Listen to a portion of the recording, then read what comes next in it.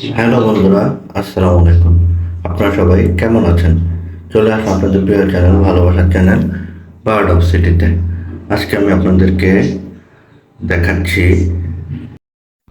Soft food বানানো যায় ডিম দিয়ে। যখন আমি সফট ফুডটা বানাচ্ছি, দেখুন, ভালো করে খেয়াল করুন। এই যে ডিমের খোসাগুলো ভালো করে গুঁড়ো গুঁড়ো করে দিচ্ছি, কারণ এই ডিমের খোসাগুলো পাখির জন্য অনেক উপকারী জিনিস। এখন আমি এই খোসাগুলো গুঁড়ো গুঁড়ো করে দিয়ে ডিমটি কুচি কুচি করে নেব। এই যে দেখুন ডিমটি কিভাবে কুচি কুচি করে নিচ্ছি। এভাবে ভালো করে ডিমটি কুচি কুচি করে নিয়ে খোসাগুলোর সাথে ভালো করে মিশাবো। এই যে দেখুন কিভাবে ডিমটি কুচি কুচি করে নিচ্ছি। আমি ভিডিওটি আপনাদের দেখা সুবিধার্থে একটু টেনে দিচ্ছি। এই যে হয়ে গেল ডিম কুচি করা। এখন এই দেখুন, এই যে ডিমগুলোকে ভালো করে খোসা দিয়ে মিলিয়ে নিচ্ছি।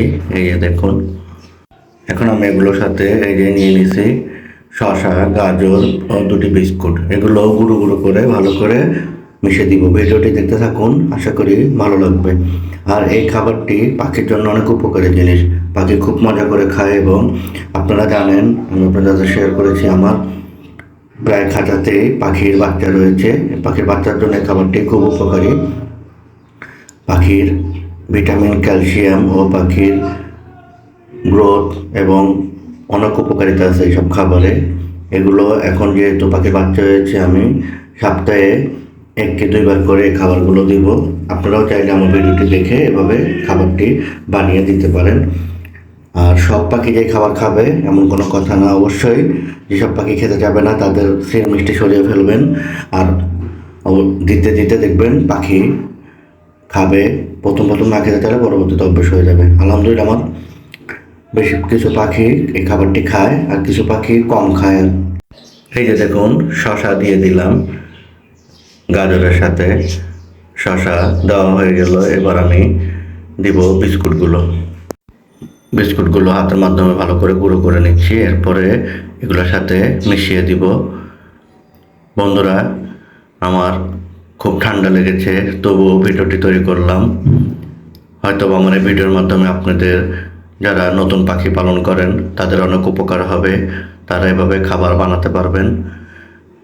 অনেক কষ্ট করে ভিডিও বানাই।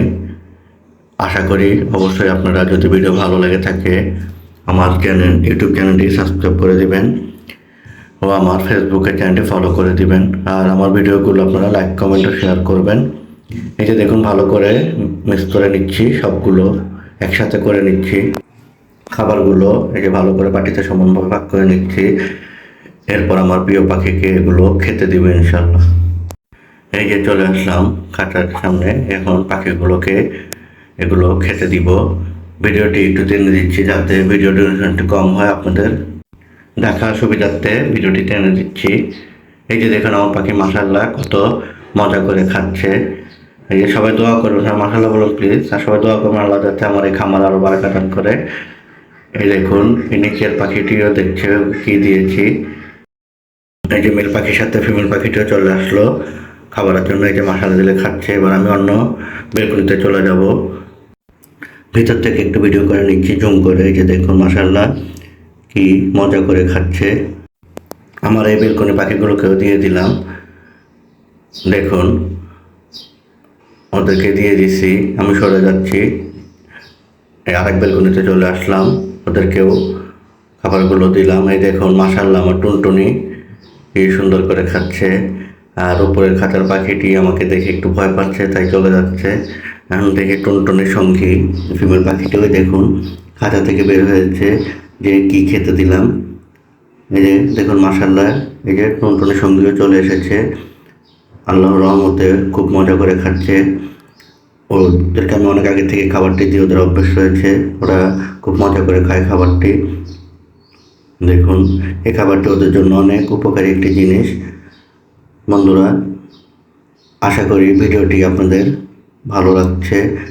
আর যদি আপনারা এই ভিডিও থেকে কিছু শিখে থাকেন, অবশ্যই আমাকে সুন্দর সুন্দর কমেন্ট করবেন ও আমার ভিডিওটি শেয়ার করবেন। এই যে দেখুন, 2 মাসের বাচ্চা এই যে ও খাওয়ার চেষ্টা করছে, এভাবেই ও খাবার শিখবে ইনশাল্লাহ। ভিডিওটি আজ এতটুকুই। বন্ধুরা, আপনারা সবাই ভালো থাকবেন, সুস্থ থাকবেন। আল্লাহ হাফেজ।